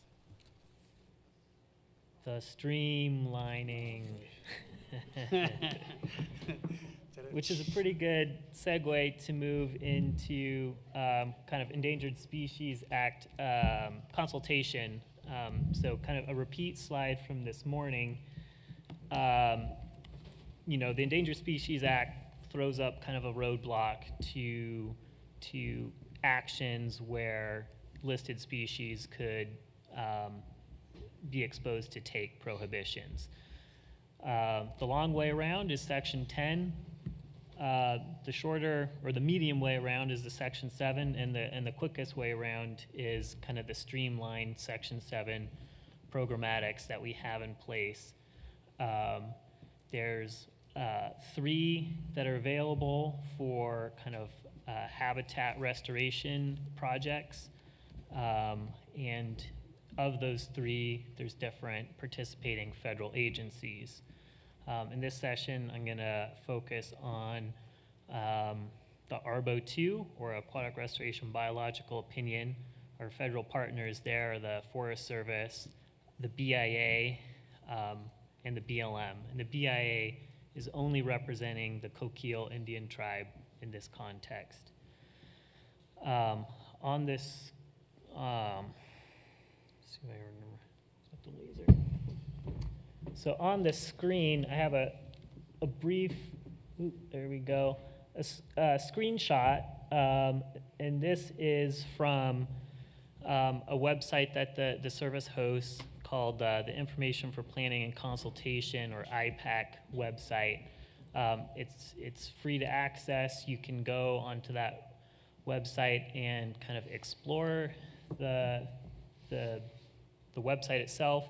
There's also a pathway where you can log in to create an account, and once you've logged in, it is able to generate kind of an official species list. Kind of, you know, this is a product that comes out of this workflow. So why would you do this? Well, you can get on this site and basically either upload a shape file or draw a polygon into that website, and it will kind of generate a species list of all those species and critical habitat that could be exposed to kind of take within that project polygon. It's going to be a pretty exhaustive list. There'll be species like yellow-billed cuckoo that will get returned. Oftentimes that, you know, through further discussion, we're able to kind of eliminate from further consideration due to either kind of knowledge of their actual range or kind of lack of habitat. But a great place to start. Also, you know, a lot of us here are focused on aquatic resources, but these projects, while focused on aquatic resources, do have impacts on terrestrial resources as well. And in some of these locations, terrestrial listed species could be exposed. So the ARBO biological opinion is kind of can apply to projects on lands administered by the Forest Service and BLM offices based in Oregon, Washington, and that kind of expands out to lands in kind of Washington, Idaho, Nevada, California, kind of the region.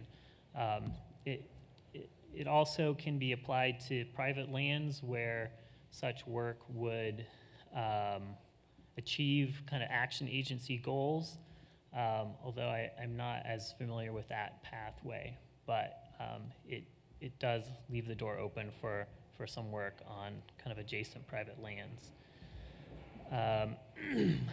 The ARBO analyzes for multiple terrestrial and aquatic species, including kind of bull trout and critical habitat for bull trout, marbled murrelet, and spotted owl. Those three species were determined to be likely to adversely affect determination for this programmatic, and there's kind of take reporting associated with projects that could affect those species. There's also about 15 other species where the programmatic determined kind of a not likely to adversely affect determination. Such species there include like gray wolf or Canada lynx, where the project design restrictions and minimization measures are able to kind of avoid any kind of take impacts of those species as long as those considerations are met. The ARBO programmatic also has take limitations on some vegetation treatments as well as turbidity creation. Just something to watch out for. No project can really increase turbidity by more than 10% above kind of a baseline while still meeting the programmatic. The ARBO programmatic is administered regionally out of the Portland office, and kind of take numbers are averaged over a 5-year period. So kind of the administration of the kind of ARBO programmatic kind of pathway is primarily done in conjunction with the Forest Service or like a BLM biologist. The Forest Service is sort of the primary point of contact for a project proponent, and the forest representative is responsible for ensuring that all kind of contract materials reflect the project design criteria and minimization measures as agreed to upon in the programmatic.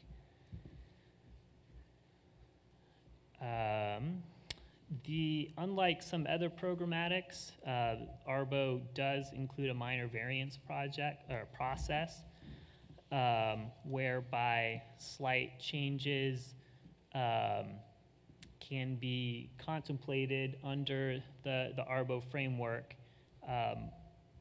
Almost all of these requests for a minor variance process have to deal with the in-water work window. While this process does create some flexibility, it's not, the variances have to be pretty minor to still meet the analysis that was present in ARBO. Like, we can't step too far out of that process. For instance, we couldn't consider a whole new species as in the variance process because that analysis hasn't already been completed. To fit the minor variance, the analysis basically already has to be present in the biological opinion. Another example where the minor variance process was used was for beaver dam analogs, where a lot of the project components of a beaver dam analog had been previously analyzed. It just hadn't been called beaver dam analog in the biological opinion. But all the methods that are utilized to make a beaver dam analog were already analyzed, so it fit there.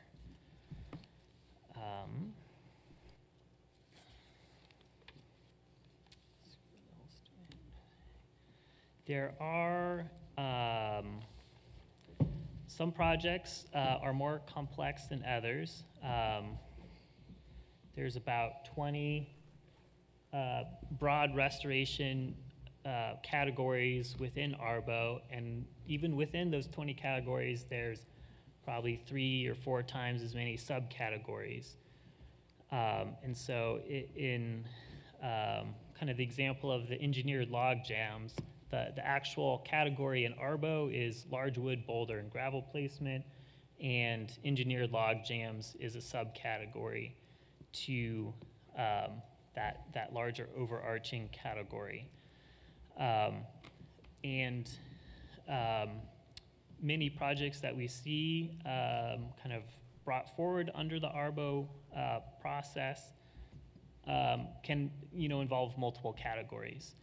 And so we're sort of looking at kind of the most, or what category has the most kind of disruption as kind of the category that might trigger additional review. For example, there's a restoration team review that can be triggered by projects that involve channel realignment. As I think Gene alluded to earlier, dam removal requires a higher level of review as well. I think there's about one other category. I think precedent-setting projects will require a higher level review and require additional time.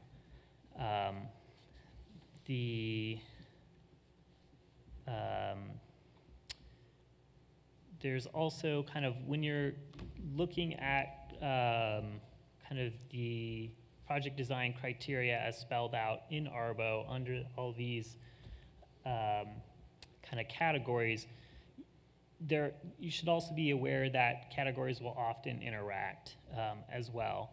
So for the construction of engineered log jams, oftentimes siting wood on site is allowed, but there's another section of ARBO within ARBO about how to source trees locally and what stipulations might be placed on that process, such as trees can only be sourced locally from a fully stocked timber stand, and that requires basically approval of the Forest Service management to make that determination. Also, kind of use of a helicopter at certain times a year could expose like spotted owls to disturbance and potential take, and so we'd also be looking at that section in ARBO that speaks to limited operating periods to avoid spotted owls. Generally, all the projects are kind of brought forward kind of during level 1 streamlining meetings with the Forest Service, at which point we can provide kind of direct feedback on kind of the shape of the project, how we think it's meeting ARBO, if there's certain points to look out for or develop, or ways to avoid potential take, or not potential take, ways to shape the project to make sure it meets the programmatic. And kind of we're able to discuss that process before. Sorry, kind of missed that on this slide. Okay. And then once the project basically has approval of the level 1 representative from the Fish and Wildlife Service as well as NIMS, this is a programmatic that's also administered by NIMS and can be utilized for coverage on their processes. Once that's been agreed, the Forest Service representative will basically submit a notice to an automated system 30 days prior to project initiation, and then once complete, will submit a project completion form. I think that's a pretty good overview of the process.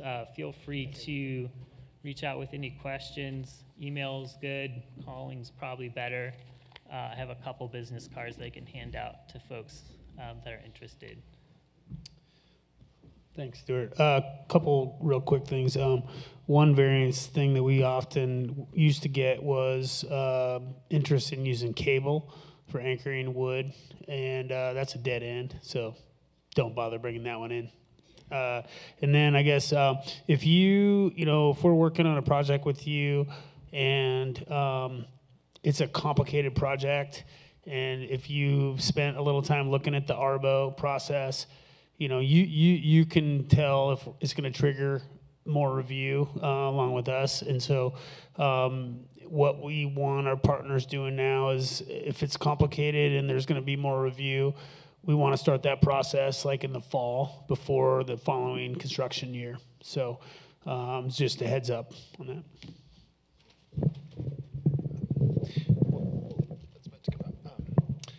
We don't have time for questions specifically right here, but we're heading into the panel discussion. So I'll go ahead and invite up the folks that participated in the last case study 2 presentations, and invite you all to have kind of that pair and share time I mentioned before. So let's take a few minutes, maybe chat amongst your table, any questions you had, thoughts you had, and kind of help brainstorm ideas of questions you can ask our panel in a few minutes. So I'll give you guys about 2 or 3 minutes to do that.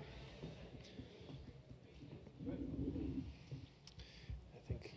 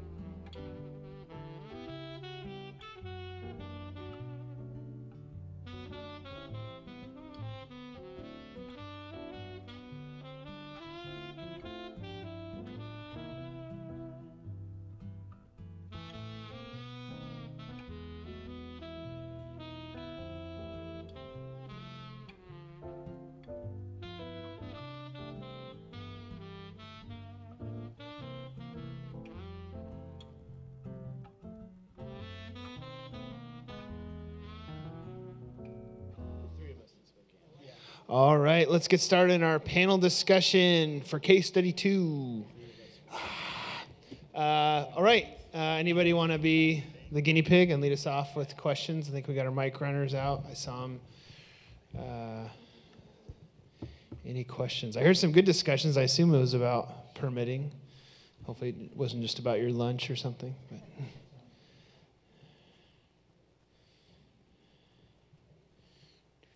Any questions for the panel?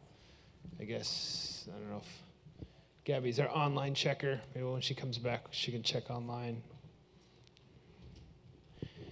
Any questions? I have more things I can say. If you, yeah, for sure. Since we're talking about a lot about like the removal and use of, cut down trees or even with root wads, there's another thing to consider. If you're going to be dragging the trees across an area, that is another ground disturbance that we have to think about, because it might, you're like, oh yeah, we're going to do the trees over here, the site's over here, we'll be fine until you drag it through because it's, the easiest way to get there. And so that's just another thing to consider as well. So yeah.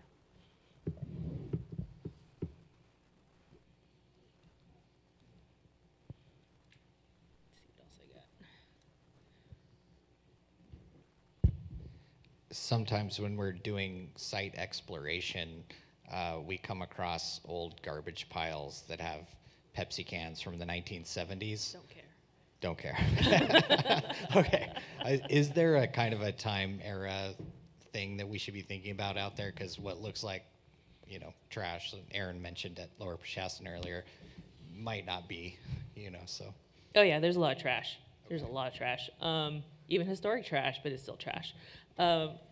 Depending on what it is and where you find it and how much of it is, that's where we have to start evaluating its importance and the type of mitigation or avoidance we can do. And then our PA also allows us to disregard a couple of things, like historic cans. So yes, we can kind of ignore some of that stuff as well. I'll just add on, NHPA has a cutoff of 50 years of age.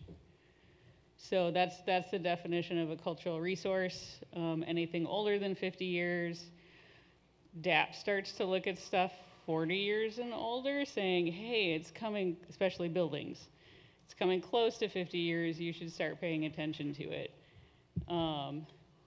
ARPA, which is not what we're working under, but that has, just for a weird policy reason, has a 100-year cutoff. So, yes, but like Amanda said, a lot of times things that are between that 50 and 100 years old aren't significant. So we'd record it, but it's very likely not eligible, so don't need to worry about it.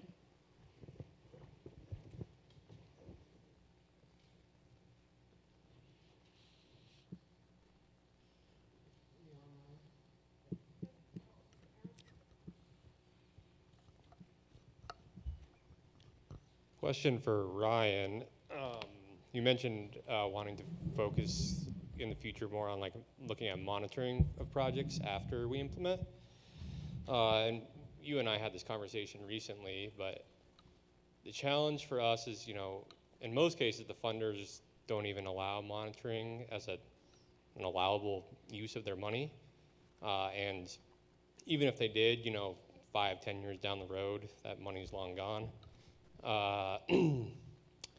Is there a way Ecology could help support that work? If you asked project sponsors, in most cases, we want to monitor our projects. We just don't have the ability to, really. Is that something that Ecology could help out with? Thank you. I mean, the easy answer that everybody wants to hear is yes. Do we have a program in place right now? No, but I mean, it does make sense for the agency to. If we're requiring it, we'd support it. But I was kind of thinking about that streamlining question, or that the emotional tug of the regulatory reviewers' heartstrings of, well, these are good people that we support, and these projects are the ones that we want to see happen, versus we also have this duty to protect the last remaining wetlands and water resources that we've got. And so we've got to do that in a replicable and predictable and accessible way to the rest of all those we serve. So when we hear streamlining, we start to worry a little bit about that. We'll go back a few errors, that trust but verify process, right? Like, well, we trust that these projects are going to have a net ecological lift, but we do need to see that that's happening, and we do recognize that the only thing that funding is available for is the project and not the follow-up, and not the. And when I say accountability, I'm not talking about like you or your individual organization's accountability, but like our accountability to the net gain or the no net loss of wetlands accountability. So I don't believe we've got like a program in place to help with that monitoring, but I suppose if we're pushing it, we can talk about it. Though I'm gonna have to go up above my pay grade to do it, but we could probably do that.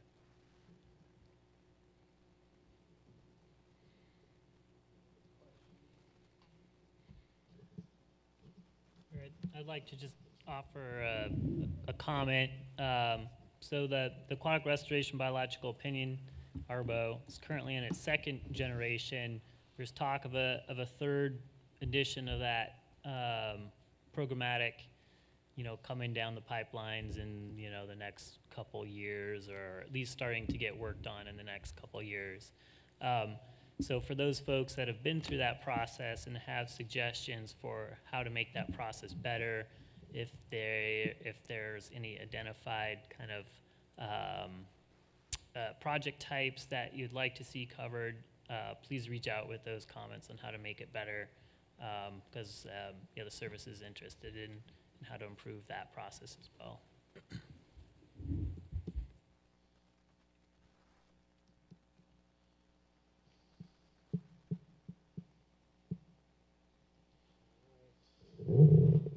Going once? Any other questions? Twice? Okay. Anybody else have anything to share? We have 15 more. We can go to the next agenda item, but Sorry, you just reminded me. So Cultural is doing the same thing with our statewide PA. We're having this was the first iteration of it. So there's a lot of kinks that got worked out. And so after working with it for a couple years, we now have a lot of areas that we would like to improve. And there are a lot of stuff with like culverts and aquatic fish passages and stuff like that we are trying to figure out a way to streamline, so you don't have to go through Cultural every time you want to replace a culvert or make a bigger one and whatnot. So that's another thing we are trying to also do as well. So we've noticed that are being those hang-ups for Cultural, of like it was already there and there's no point in trying to dig in road fill to find artifacts. So yeah. And one quick thing to add, I have some nice little pamphlets for y'all. They'll be in the back if you're interested, and feel free to grab some.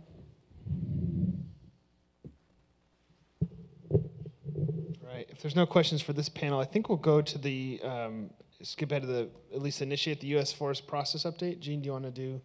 I don't know if it's you and Karen or just you. Does that sound good? Sure. Okay. Yeah. Thanks, panel.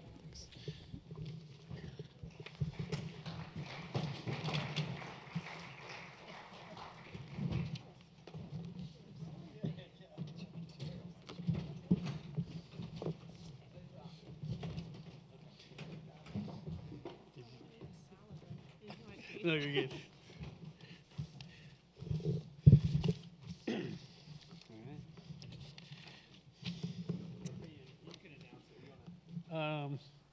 We can just start talking. We can, yeah. I mean, we've kind of been priming you for this entire session, but the Forest Service has some serious capacity issues right now, and we're basically kind of here as a warning to say get ready to hear no a lot more to your projects. Like, we love your projects. We want to do your projects. Like, all that you guys take us out in the field, your projects are super cool. We do not have the people. So I think, like, from here on out, like, the direction we've got is basically to finish projects that we've committed to right now. So, like, if you're in an agreement with us, like, we are sticking to that agreement. But, like, if you have new projects, yeah, just, we probably are not taking on new projects, at least for the next couple years. But at the same time, like, stay in contact with your district folks, like, I don't know, just make sure you're talking with them, like, when you do have project ideas, but, like, it is within they're probably going to say no for now. But if you do have projects and, like, there might be, like, some small things that we can take on, so, like, stay in communication. If you do bring a project, one of the things we'd ask is, like, timeline. So, like, when do you want to get the project done, and when is, like, the last possible year that you can get a project done? Yeah, so, like, having that range really will help us for the future. Yeah. Yeah, good. So, and just a little bit of background, like, kind of why we're having capacity issues. So we have no fish biologists at Wenatchee River or NTAT right now, and we have a hydrologist there, Matt Carr, and he's retiring this spring, and we basically have no plans to fill them right now into the foreseeable future until some budget changes happen. So we're going to have to cover, you know, our biggest district with other people, us and other district folks. So that's kind of why we're where we're at right now. Yeah. So basically, like, yeah, if you have a new project, you know, like Karen said, we want to hear about it, but chances are that we're not going to be able to entertain that for a little while until we get caught up in our existing stuff. You know, we rolled out kind of a draft 10-year aquatic restoration plan. So now we're taking that and condensing it down to like a 5-year plan that really reflects our capacity to do projects on there. And so once we have that list drafted out, then we'll be reaching back out to partners to talk about these projects. And almost all the projects on this list are ones that we've already been working on with partners. There might be 1 or 2 new ones on there, but yeah. So we're planning to have that done, you know, partly by next month, but mostly probably in early January, and then we'll be reaching out to folks that we're partnering with on projects to look at that list and talk about, you know, how to get those things done. I also want to add that, like, we're, you know, I think we've been talking about it today a little bit. But like, we're encouraging partners to, you know, the more that partners can take on stuff, like, you know, hiring heritage folks, or maybe even, you know, if there's plant surveys or wildlife surveys that need to happen, you know, having some help with those kind of things will help us add more to our capacity list going forward. And like NEPA, like if you have the ability to do contract NEPA or with BPA or other groups like that, those little kind of things can really, you know, get a project onto our list better. Yeah, and then, so, this all sounds so bleak, but yeah, if you're not on the 5-year project list, which we're going to share here in the next couple months, yeah, I don't, like, apply for grants and funding for projects that, like, you haven't discussed with us. Like, yeah, just make sure you're not, like, getting this huge pot of money and, like, we have to be like, oh, well, we don't have anyone to do that project. Yep. So, yeah, just want to hit that home, like, yeah, that it's, like, we don't want to be in a situation where a partner has applied to a grant and then we can't take it on, we can't do it. So if there are grants that you're looking at, and, you know, on projects, let's at least have a conversation about it before you put in on them, things like that. I think that's about it. Yeah, it's unfortunate. We're just, it's a hard time right now, and it could get tougher in the next couple of years. So, yep. But we still will answer the phone call if you call, and we still want to talk about things. So, Yeah.